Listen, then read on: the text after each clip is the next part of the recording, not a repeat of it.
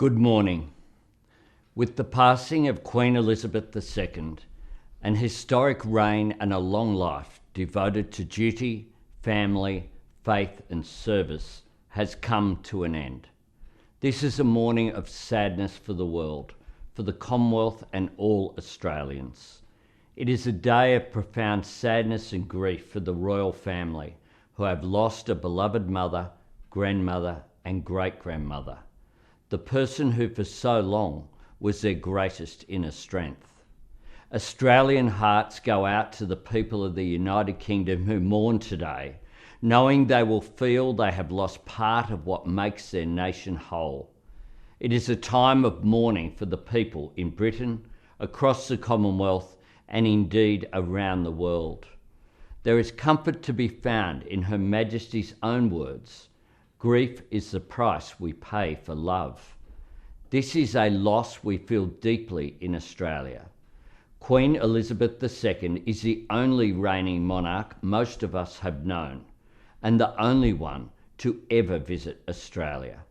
And over the course of a remarkable 7 decades, Her Majesty was a rare and reassuring constant amidst rapid change. Through the noise and turbulence of the years, she embodied and exhibited a timeless decency and an enduring calm. Her Majesty served our nation and the Commonwealth for 70 years. She is the longest reigning monarch in British history, and remarkably the second longest reigning monarch of a sovereign state in world history. Her life of faithful service will be remembered for centuries to come. From the moment the young princess became queen, Her Majesty's dedication to duty and service over self were the hallmarks of her reign. Performing her duty with fidelity, integrity and respect for everyone she met.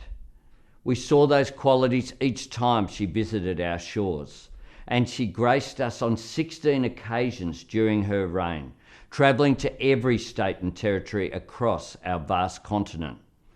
Her first visit with Philip began on the 3rd of February 1954, just 8 months after her coronation.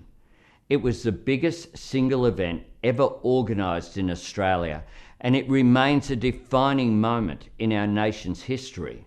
Some 7 million Australians, or 70% of our population at the time, turned out to catch a glimpse of the young Queen passing by.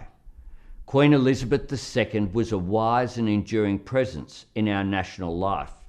16 Prime Ministers consulted with her, and 16 Governors-General served in her name. Throughout her reign, Queen Elizabeth II showed a deep affection for our country.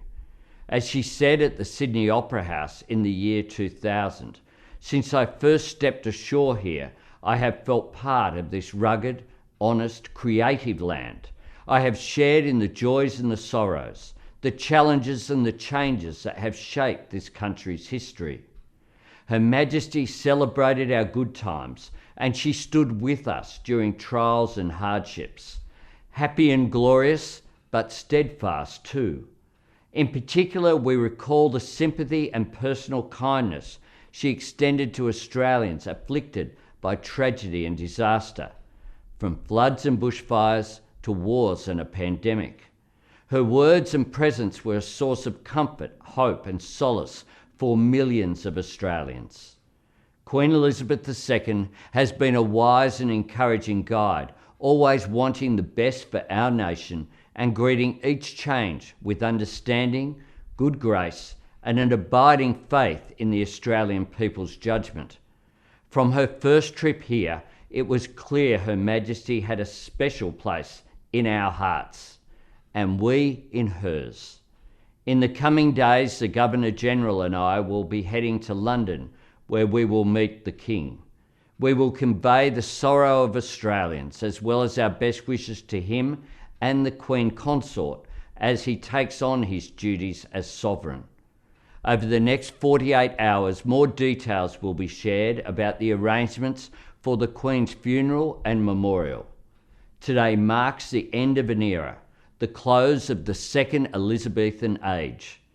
This time of mourning will pass, but the deep respect and warm regard in which Australians have always held for Her Majesty will never fade. May she rest in eternal peace.